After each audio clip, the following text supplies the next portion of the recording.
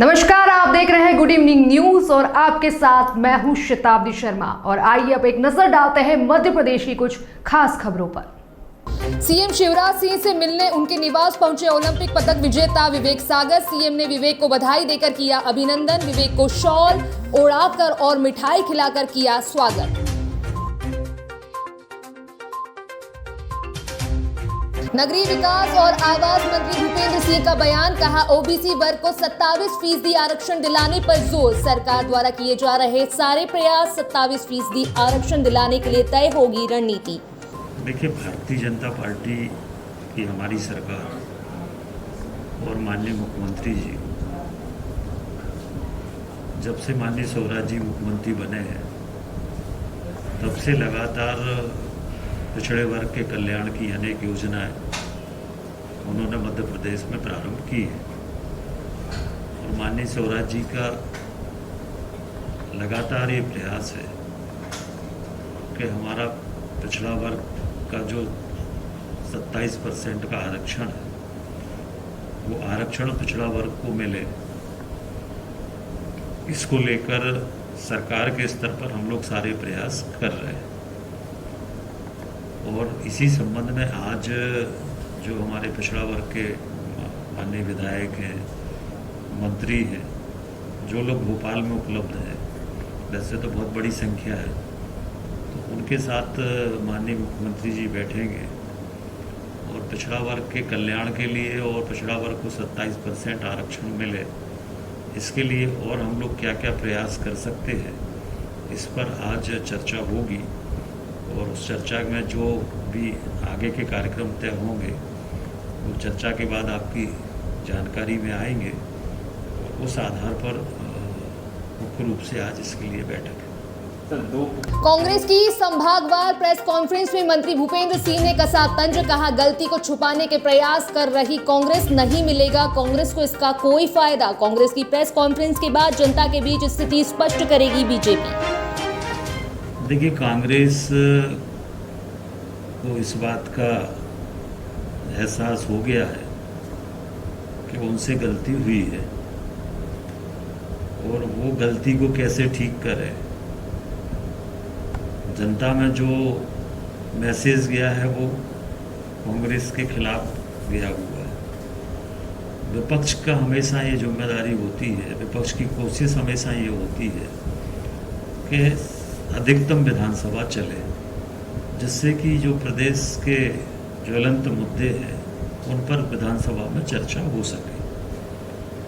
पर कांग्रेस ने विधानसभा नहीं चलने दी और इस वजह से कांग्रेस को जो एक अवसर था 4 दिन का, जिसमें वो कोरोना पर चर्चा कर सकते थे, जिसमें बाढ़ पर चर्चा कर सकते थे, जिसमें शराब पर चर्चा कर सकते थे, और भी ऐसे विषय हैं जिन पर प्रदेश के जो ज्वलंत मुद्दे हैं उन पर वो चर्चा कर सकते थे, सरकार से जवाब मांग सकते थे। परंतु उन्होंने ये सब ना करके और पिछड़े वर्ग को भ्रमित करने के लिए एक ऐसी व्यवधान उत्पन्न किया कि विधानसभा चल नहीं पाई, चलने नहीं दी कांग्रेस ने। और इसलिए भारतीय जनता पार्टी की सरकार के पास कोई विकल्प नहीं था और इसलिए कांग्रेस की गलतियों के कारण विधानसभा को 2 दिन में ही स्थगित करना पड़ा। इंदौर में फाइनल ईयर के छात्र ने फांसी लगाकर अपनी जीवन लीला समाप्त कर ली। धार के उमरी बांग का रहने वाला छात्र भंवरकुआं थाना क्षेत्र के चितावद में रहकर कर रहा था पढ़ाई। ये मेरा छोटा भाई था, यहाँ पे रूम लेके रहता था, पढ़ाई करता था। अब पता नहीं क्या इस पे क्या हुआ, हमको पता नहीं। अकेला रहता था उसकी सिस्टर के साथ, तो कहीं जॉब करती है पार्ट टाइम, तो काम पे चले गई थी। ये पता नहीं सुसाइड कर लिया फांसी लगा के। क्या नाम है इसका? राजेश भावर। कहाँ के रहने वाले हैं? ये उमरी ग्राम के रहने वाले हैं, कुक्सी तहसील, डिस्ट्रिक्ट धार। यहाँ पर कितने टाइम से रहे? ये रह रहे 3-4 साल से। कोई सुसाइड नोट तो मिला है? ऐसा तो कुछ हमको नहीं मालूम। क्या कारण लगता है आपको, क्या लगता है? अब ये हमको नहीं मालूम। हम यही पुलिस प्रशासन से चाहते हैं कि इसका जो भी है वो क्या बोलते कि जांच हो पुलिस पर।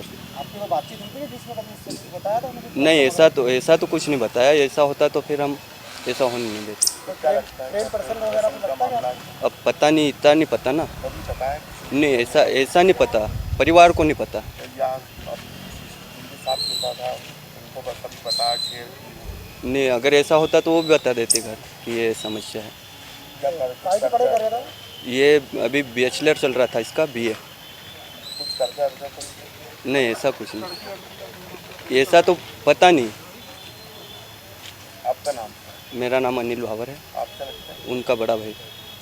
ये थाना भंवरकुआ में त्रिवेणी नगर चितावत में ये मृतक का नाम है रुपेश अपने राजेश पिता केसर सिंह। ये अपना स्टूडेंट है BA सेकंड ईयर का। ये वहाँ पर किराए के मकान में अपनी बहन के साथ निवास कर रहा था और रात में करीब 7:30-8 बजे हमें सूचना मिली कि एक लड़का जो है फांसी पे लटका हुआ। वहाँ जाके जो है देखा और बॉडी को जो है विधिवत लिखा पढ़ी के उतरा के जिला अस्पताल पहुँचा के अभी ये जो है PM की लिखा पढ़ी हो रही है और उसका PM करवाएंगे। क्या कारण लगता है? कारण अभी स्पष्ट कुछ है नहीं। फांसी लगाया, युवा अवस्था स्टूडेंट था, तो बाद जांच के पता लगेगा। परिजनों से पूछताछ में क्या सामने आ गया? कर्जा था या उसकी सिस्टर साथ में रहती है? परिजनों से अभी मौखिक पूछताछ हुई है, अभी शोकाकुल हैं, तो पूछताछ करी तो अभी कोई ऐसा उनने ऐसा कोई इस पर वो नहीं बताया कि वो मतलब पढ़ाई करता था और सीधा सच्चा लड़का था। आपका नाम? मैं कार्यवाहक सौनी राघवेंद्र हुआ, थाना भंवरकुआ। अनिश्चितकालीन हड़ताल पर अड़े पटवारी। प्रदेश भर के 19,000 से अधिक पटवारियों का हल्ला बोल। अपनी मांगों को लेकर सरकार के खिलाफ पटवारियों ने किया धरना प्रदर्शन। वेतन विसंगति सहित अन्य मांगों को लेकर लंबे समय से धरना प्रदर्शन किया जा रहा था। निश्चित मांग है। विगत 2007 से हम लोग वेतनमान के लिए लड़ रहे हैं, 2800 पे ग्रेड। इसके अलावा हमारे समानमान वेतनमान की विसंगति है। इसके अलावा जो हमारे नए साथी है CPCT को लेकर जो समस्या आ रही है, बहुत सालों से परीक्षा नहीं हो रही है जिस कारण उनका आर्थिक शोषण हो रहा है, उसकी मांग को लेकर है। और इसके अलावा जो बहुत सारे हमारे पटवारी साथी विभिन्न जिलों में जो भर्ती हुई है उसमें प्रशासनिक स्तरों से वो अपने घर जिलों से करीब 800 किलोमीटर दूर है। तो हम ये चाहते हैं कि उनकी नियुक्ति उनके गृह जिलों में हो जाए ताकि वो अपने परिवार के साथ रह के अपने कार्यों को बेहतर अंजाम दे सकें। क्या सरकार का क्या कहना है? क्यों इतनी लंबी इतनी पुरानी मांग को क्यों नहीं मान रही सरकार? क्या लगता है आपको? देखिए, कहीं ना कहीं इसमें राजनीति का रूप है और पटवारी संघ ने पहले भी हड़ताल करी, अपनी मांग पुरजोर करी है। शासन कुछ स्थिति में मानने को तैयार है, लेकिन हमारा ये मानना है कि ग्रामीण क्षेत्रों में हमारा सबसे कम वेतनमान है। तो चूँकि हमारे अब जो नए साथी आए हैं स्नातक स्तर के आए हैं और CPCT परीक्षा करके कंप्यूटर के जानकार हैं, तो हम चाहते हैं कि उनको उनके जो शिक्षा का स्तर है या उनकी जो कार्य प्रणाली है या उनके कार्य हैं 56 विभागों के कार्य करते हैं उस स्तर से उनका वेतनमान किया जाए। उस स्तर पर भोपाल पे चर्चा चल रही। कल भी हमारे प्रदेश अध्यक्ष महोदय की, राजस्व मंत्री जी, प्रमुख सेक्रेटरी राजस्व और हमारे आयुक्त महोदय से चर्चा हुई है। कुछ सम्मानजनक हल निकलने वाला है, उसको लेके हम आसान्वित थे। हम चाहते हैं कि शासन इस बार हमारी मांग को निराकरण करेगी और हमें वेतनमान मिलेगा, ऐसी आशा है हम लोग। इंदौर में कितने पटवारी हड़ताल पर, पूरे मध्य प्रदेश में कितने होंगे? पूरे मध्य प्रदेश में 19,000 पटवारी है और इंदौर में 330 के लगभग पटवारी हैं जो सभी हड़ताल में। पूरा प्रदेश के 19,000 लोगों ने बस्ते रख दी हैं और अनिश्चितकालीन हड़ताल पे अभी। अनुमानित कितना प्रतिदिन का सरकार को इसका हर्जाना आ रहा होगा, घाटा भुगतना पड़ रहा होगा? आप लोगों को काम नहीं कर रहे हैं? देखिए, निश्चित रूप से जो कार्य का है राजस्व, जो राजस्व विभाग से जुड़े हैं तो राजस्व संबंधी सभी कार्य पटवारियों द्वारा किया जाता है, उससे सभी कार्य प्रभावित होंगे। जैसे रजिस्ट्रियाँ होती है तो पटवारियों के रिकॉर्ड वगैरह लगता है। इसके अलावा डाइवर्सन वसूली में कार्य करते हैं, डाइवर्सन के आदेश पटवारियों के मार्फत से होते हैं। भू राजस्व की वसूली पटवारी करता है, तो निश्चित रूप से शासन को करोड़ों रुपए का नुकसान होता है पटवारियों के कार्य रोकने से। कब तक चलने की संभावना है? कब तक हल निकलने की संभावना लगती है आपको? अनिश्चितकालीन हमारी आंदोलन है, लेकिन चूंकि हमारा आंदोलन अभी 2 दिन पूर्व ही स्टार्ट हुआ है और राजस्व मंत्री और प्रमुख सचिव द्वारा शासन ने हमें वार्ता के लिए बुलाया है। कल भी चर्चा हुई है, कुछ मुद्दों पे हम लोगों की सहमति पश्चात उम्मीद है कि शीघ्र निराकरण होगा इनका। एक बार फिर से नाम? धर्मेंद्र शर्मा, उपप्रांताध्यक्ष मध्य प्रदेश पटवारी संघ भोपाल। तीसरी लहर की संभावित लहर को लेकर शासन प्रशासन अपनी नजर बनाए हुए है। इसी को लेकर इंदौर में अपर कलेक्टर ने स्वास्थ्य सुविधाओं को जानने के लिए अचानक दौरा किया, जहां अधिकारी कर्मचारियों में हड़कंप मच गया। PCCT अस्पताल में जो प्लांट है ये 960 लीटर पर मिनट वाला प्लांट है, बड़ा प्लांट है। इससे लगभग 1.5 से 1.25 टन ऑक्सीजन जो है प्रतिदिन इससे हमें मिलेगी। ये अस्पताल की जितनी क्षमता है 250 से 300 बेड उससे हिसाब से पर्याप्त है, क्योंकि लगभग जो नॉर्मल हम चढ़ाते हैं तो 5 लीटर से 7 लीटर प्रति पेशेंट प्रति मिनट चढ़ाते हैं ऑक्सीजन। ये हमारे टोटल जो ऑक्सीजन के प्लांट्स हैं जो अब लगभग 45 हो गए हैं, उन 45 में 22 जो ऐसे प्लांट हैं जिनकी कमीशनिंग पूरी हो चुकी है। पिछली बार हम लोग ने 4 देखे थे, आज फिर हम लोग 3 प्लांट देखेंगे। 22 प्लांटों की कमीशनिंग हो चुकी है और कम से कम 6 या 7 प्लांट ऐसे हैं जो आ गए हैं और कमीशनिंग चल रही है, और बाकी जो प्लांट हैं 10 या 12, वो 10 और 12 प्लांट जो है वो इस महीने के आखिर से लेकर 15 सितंबर तक सबके सब डिलीवर होके इंस्टॉल हो जाएंगे। तो ये एक बहुत बड़ी कार्रवाई है और हमारे साथ मधु भैया भी हैं, इनका पूरा मार्गदर्शन और इसमें सहयोग रहा है। कलेक्टर महोदय इसमें लगातार मॉनिटरिंग कर रहे हैं। हम लोग हर बुधवार को और मंगलवार को इसकी बैठक भी करते हैं। उस कारण से हम लोग इसको इस अंजाम तक लाने में सफल हुए हैं कि अभी हमारी जो क्षमता है लगभग 35 टन के करीब हम पहुंच गए हैं, जो हम खुद यूज़ कर पाएंगे। तो मुझे लगता है कि आने वाले समय में अगर फिर से कभी ऐसी कोई लहर जैसी कार्रवाई होती है या लहर आती है कोरोना की, तो उसमें हम लोग इंदौर के लोगों के लिए पर्याप्त ऑक्सीजन की व्यवस्था कर पाएंगे। धन्यवाद। आपने देखा होगा लगातार कोरोना के बाद से हम लोगों ने तय करा, सरकार ने भी तय करा और प्रशासन ने भी तय करा कि सभी जितने हॉस्पिटल्स हैं उसमें ऑक्सीजन प्लांट लगाए जाएं। और निश्चित है कि आप देख रहे हैं कि लगातार हम लोग मंगलवार बुधवार को बैठक करते हैं। बैठक के बाद हम लोग ये तय करते हैं कि हमको कहाँ कहाँ लग रहा है, कहाँ कहाँ जाना है। आज हम लोग पीसी सेठी अस्पताल के प्लांट को देखने आए हैं यहाँ पर, और मैं समझता हूँ पिछले टाइम में भी क्या हुआ कि यहाँ पर जो है वो एमपीबी के कारण, उसके लोड्स के कारण जो है लोड ज़्यादा होने के कारण यहाँ ट्रांसफार्मर लग नहीं पाया था, तो वो ट्रांसफार्मर के लिए भी यहाँ लगा कर लोड बढ़ा दिया गया और आज से ये प्लांट चालू हो गया। और इसकी क्षमता भी काफ़ी है, करीबन 1.5 टन से 1.25 टन की क्षमता का प्लांट चालू हो गया। अभी हम लोग पूरे शहर के अंदर करीबन, पहले हमारे 42 हॉस्पिटल थे, अब करीब 3 हॉस्पिटल और बढ़ गए। उन्होंने भी सहमति दे दी, उनके प्लांट आ रहे हैं। ऐसे 45 प्लांट लगने वाले हैं।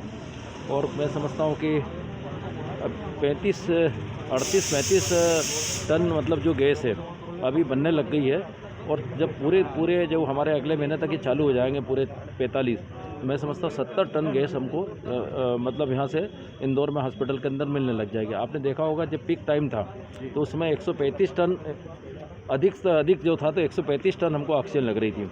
और जब ये इतनी जगह पे लग जाएंगे जो 45 हॉस्पिटल के अंदर, तो मैं समझता हूँ कि 70 टन करीबन ऑक्सीजन खुद यहाँ बनने लग जाएगी। और उस समय जब कोई ऐसा मौका आएगा तो हमें इतनी पूरे शहर के अंदर कोई परेशानी नहीं आएगी। जिस तरह का आपने देखा पूरे शहर के अंदर लोगों ने बहुत ऑक्सीजन के लिए परेशानी उठाई। दूसरी लहर में जो परेशानियाँ देखने के लिए आई थी सामने, तो क्या लगता है इस बार जो इंतजाम किए जा रहे हैं इस मैं तो इतना ही बताऊँगा कि कहना चाहूँगा कि मतलब बिल्कुल परेशानी नहीं आएगी। यानी बहुत बड़ा काम इंदौर के अंदर करा है, और माननीय मुख्यमंत्री जी ने भी जो है इसके अंदर 50% सब्सिडी भी दी है कि ताकि वो कहीं ना कहीं जो लोग नहीं लगा पा रहे वो भी लगा लें। तो मैं समझता हूँ, और हम लोग कोशिश कर रहे हैं कि जितने हॉस्पिटल वालों के साथ जब मंगलवार को बैठते हैं तो उनका सब्सिडी फार्म वगैरह भराने की भी हम लोग फॉर्मेलिटी करा रहे हैं, ताकि जो माननीय मुख्यमंत्री जी ने जिस तरह घोषणा करी तो उस घोषणा के अनुसार सबको सब्सिडी मिले। आज हम लोग 4 जगह जा रहे हैं। इंदौर में स्वास्थ्य विभाग की टीम के साथ अपर कलेक्टर और प्रभारी मधु वर्मा सहित मुख्य चिकित्सा अधिकारी ने पीसी सेठी अस्पताल का दौरा किया। इस दौरान अधिकारियों ने ऑक्सीजन प्लांट को लेकर जानकारी दी। इंदौर के वाटर प्लस सर्वे में नंबर 1 आने पर मंत्री तुलसी सिलावट ने अधिकारियों को दी बधाई। रेसिडेंसी कोठी में संभागायुक्त डॉक्टर पवन शर्मा, कलेक्टर मनीष सिंह और निगम आयुक्त प्रतिभा पाल को दी शुभकामनाएं। पुष्पगुच्छ देकर सराहनीय कार्य करने के लिए किया प्रोत्साहित। और ताजा तरीन खबरों को जानने के लिए बने रहिए गुड इवनिंग न्यूज के साथ।